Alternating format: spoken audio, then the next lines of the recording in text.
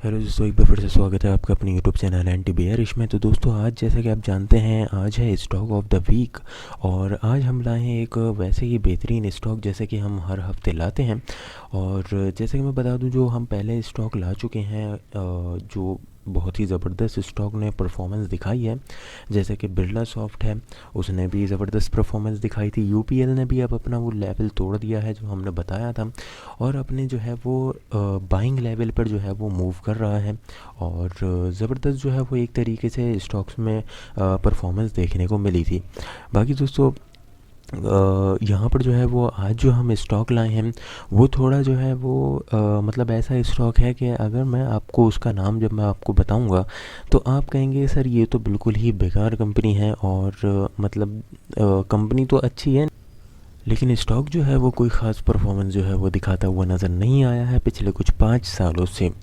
तो दोस्तों, ये जो स्टॉक मैं अब आपको बताने जा रहा हूँ, ये स्टॉक जो है ये मैं बता रहा हूँ शॉर्ट टर्म इन्वेस्टमेंट के लिए, यानी कि तकरीबन 3 महीने 2 महीने या फिर आप इसको 5 से 6 महीने तक जो है वो इन्वेस्ट कर सकते हैं। बाकी अभी जो मैं देख रहा हूँ इसमें अभी जो है वो बिल्कुल ही बेहतरीन इसमें कुछ पैटर्न्स नज़र आ रहे हैं और कंपनी में भी अच्छी ग्रोथ दिख रही है। तो इसलिए मैंने जो है वो ये स्टॉक सेलेक्ट किया है स्टॉक ऑफ द वीक के लिए। बाकी ये शॉर्ट टर्म इन्वेस्टमेंट के लिए ही है, 1 महीने 2 महीने 3 महीने या फिर 6 महीने तक के लिए है। और उसके बाद जो है वो आगे इसमें देख लेंगे और एनालिसिस करेंगे, और आगे चल के देखेंगे कि क्या पोजीशन रहती है कंपनी की और स्टॉक की, और उसके हिसाब से पता लगाने की कोशिश करेंगे कि आगे जो है वो क्या इसमें करना चाहिए हमें। तो चलिए शुरू करते हैं और देखते हैं कौन सा स्टॉक है, क्या परफॉर्मेंस दिखा रहा है और क्या कंपनी है। तो शुरू करते हैं आज की वीडियो।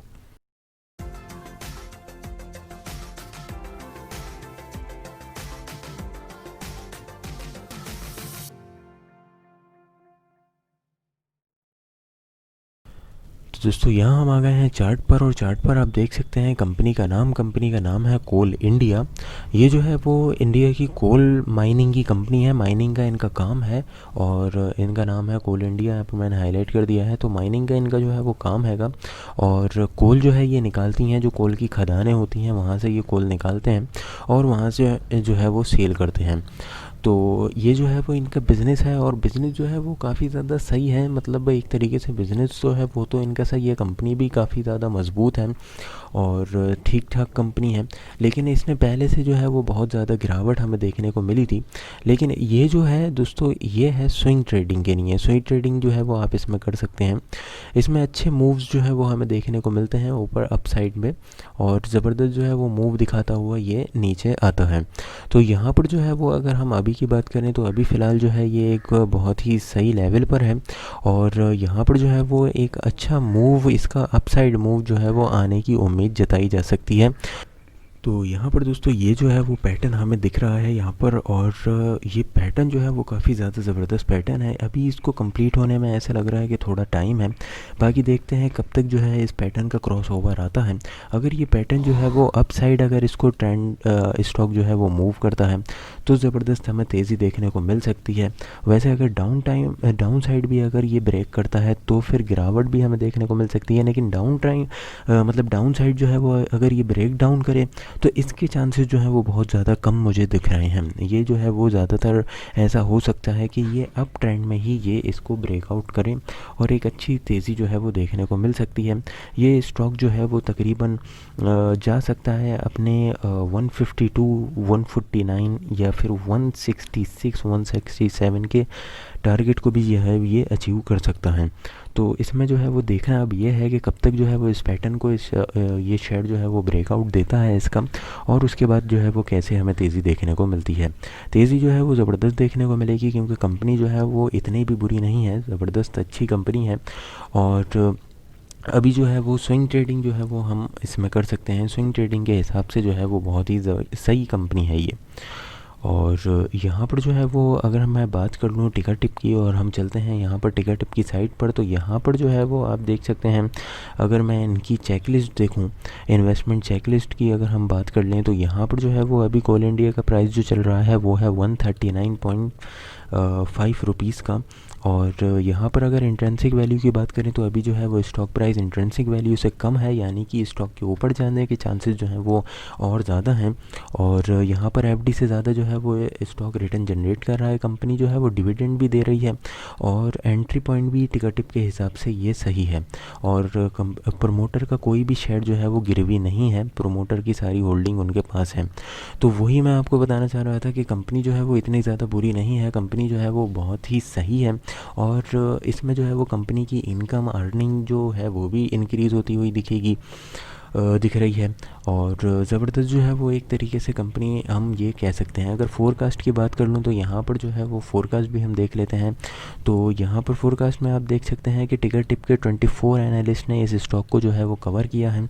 और 24 एनालिस्ट में 75% एनालिस्ट की जो राय है वो बाइंग की राय है। वो कह रहे हैं कि इसमें जो है वो हम बाइंग कर सकते हैं। तो इसमें जो है वो एक मतलब पॉजिटिव साइंस जो है वो कंपनी में ज़्यादा है, पॉजिटिव सिग्नल जो है वो कंपनी में ज़्यादा है। और आने वाले कुछ 3 से 4 महीने, 5 से 6 महीने तक के लिए जो है अगर हम इसमें इन्वेस्ट करते हैं, शॉर्ट टर्म निवेश जो है वो करते हैं, तो इसमें जो है वो एक अच्छी प्रॉफिट होने की प्रोबेबिलिटी जो है वो ज़्यादा है। अगर हम चलते हैं कंपनी के फाइनेंशियल पैरामीटर्स पे अगर हम नज़र डालते हैं तो यहाँ पर अगर हम कंपनी के मार्केट कैप देखते हैं तो कंपनी का जो मार्केट कैप है वो है 85,693 करोड़ का जो है वो कंपनी का मार्केट कैप है। करंट शेयर प्राइस वैल्यू अभी मैंने आपको बताई थी। और यहाँ पर अगर पी रेशियो की बात करें तो यह है 5.13, इसका जो है वो पी रेशियो है। और बुक वैल्यू है इसकी 52.18 रुपीज़ की। और यहाँ पर अगर रिटर्न ऑन इक्विटी की बात करें तो ज़बरदस्त रिटर्न ऑन इक्विटी है इनकी, 57.03% की जो है वो रिटर्न ऑन इक्विटी है, जो कि एक तरीके से एक बेहतरीन जो है वो रिटर्न ऑन इक्विटी कंपनी जो है वो जनरेट कर रही है। अगर 3 साल की ग्रोथ देखें तो पिछले 3 साल में अगर सेल्स की ग्रोथ देखें तो ये है 7.12% की ग्रोथ ईयर ऑन ईयर आ रही है पिछले 3 सालों से। और यहाँ पर अगर फेस वैल्यू की बात कर लें तो 10 जो है वो इनकी फेस वैल्यू है। तो दोस्तों यहाँ पर हम आ गए हैं कंपनी के प्रॉफिट एंड लॉस स्टेटमेंट्स पर। और ये जो प्रॉफिट एंड लॉस का जो स्टेटमेंट है ये है 2009 से लेकर 2020 तक का ये है, ये ईयर ऑन ईयर बेसिस पर पूरा डाटा इसमें दिया हुआ है। और यहाँ पर अगर हम बात कर लें सेल्स की तो 2009 में जो इसकी सेल्स थी कंपनी की वो थी तकरीबन 40,811 करोड़ की। और यहाँ पर जो अभी इसकी सेल दिख रही है वो है तकरीबन 96,080 करोड़ की। तो यहाँ पर जो है वो बेहतरीन ग्रोथ इसमें देखने को मिली है। ईयर ऑन ईयर बेसिस पर जो है वो कंपनी ने ग्रोथ दिखाई थी। 2013 में थोड़ी सी जो है वो ग्रोथ में नीचे हुई थी, लेकिन 2014 से ग्रोथ जो है वो दोबारा से एक के बाद एक जो है वो बेहतरीन परफॉर्मेंस दिखाई ईयर ऑन ईयर बेसिस पर। फिर 2017 में थोड़ी ग्रोथ कम हुई और फिर 2018, 19 और 2020 में बेहतरीन ग्रोथ जो है वो कंपनी ने दिखाई है। अभी मार्च में 2019 में पिछले साल के कंपैरिजन में जो है वो ग्रोथ अभी थोड़ी कम है सेल्स में, यानी कि पिछले साल 2019 में मार्च के क्वार्टर तक जो है वो सेल्स आई थी 99 करोड़ की। और अभी जो है वो 2020 में जो सेल आई है वो है तकरीबन 96 करोड़ की। तो इसमें अभी जो है वो थोड़ी गिरावट देखने को मिली है, लेकिन वही चीज़ है अगर हम पिछला पहले का डाटा देखें तो जब जो है वो कंपनी में ग्रोथ मतलब कम हुई है, लेकिन उसके बाद जो है वो अच्छी खासी रिकवरी कंपनी ने जो है वो दिखाई है। तो यहाँ पर जो है वो अभी भी हमें उम्मीद है कि कंपनी में जो है वो दोबारा रिकवरी आ जाएगी। अभी जो है वो क्योंकि लॉकडाउन भी रहा था थोड़ा, तो उसमें भी थोड़ी सी जो है वो दिक्कत हुई होगी कंपनी को। दोस्तों अगर हम यहाँ पर बात कर लें इंटरेस्ट की तो कंपनी का जो है वो इंटरेस्ट अभी थोड़ा कम हुआ था। 2015 तक जो है वो इनका इंटरेस्ट जो था वो केवल 9 करोड़ का ही रह गया था, लेकिन 2006 से एक भारी तेज़ी इंटरेस्ट में आती हुई दिखी है। और इंटरेस्ट में जो है वो थोड़ी सी डिक्रीजमेंट हमें देखने को मिली थी 2019 तक, जो कि थी तकरीबन 275 करोड़ का इनका इंटरेस्ट था।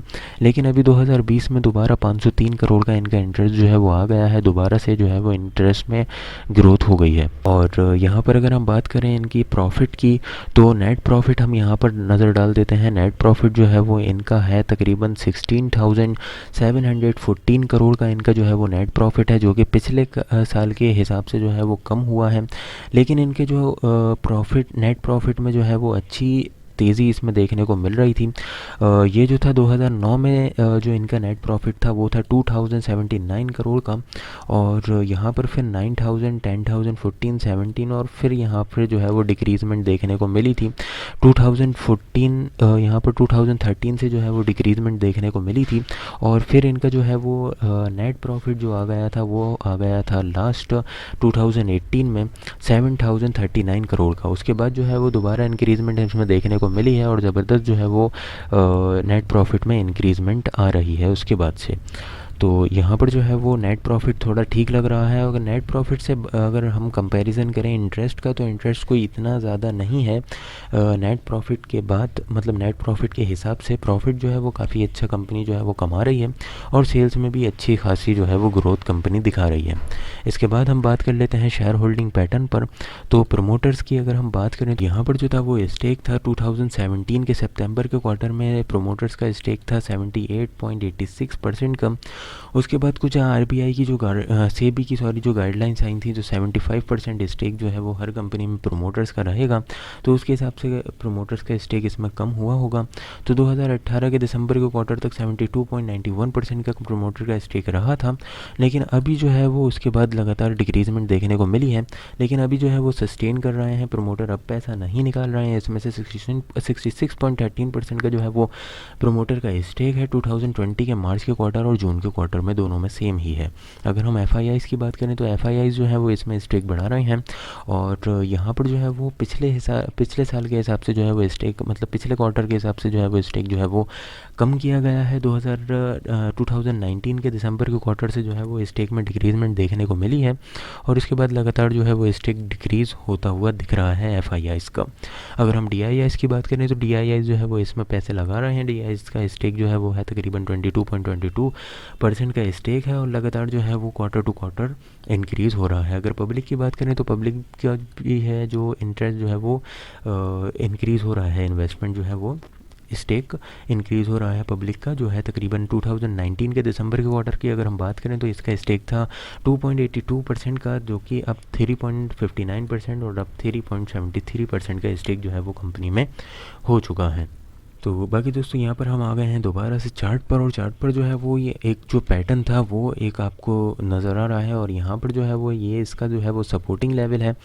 सपोर्टिंग लेवल है वो तकरीबन 137 तक का सपोर्टिंग लेवल है। अगर इसको ये ब्रेक कर देता है तो हो सकता है फ्यूचर में और ज़्यादा ज़बरदस्त जो है वो गिरावट इसमें देखने को मिले, और स्टॉक जो है वो अपने इन लेवल्स को टच कर दे। किन लेवल्स को? ये हैं इनके 129, 125 या 130 की रेंज में जो है स्टॉक आ जाए, और ये भी इसका एक सपोर्टिंग लेवल है पैटर्न के हिसाब से, और 129 का भी इसका बहुत मजबूत जो है वो सपोर्टिंग लेवल हैगा हमारे सामने। तो अभी जो है वो इसमें बिल्कुल हमें बाइंग नहीं करनी है, अभी हमें वेट करना है इसमें इन लेवल्स का कि स्टॉक जो है वो इन लेवल्स पर सपोर्ट ले रहा है या नहीं ले रहा है।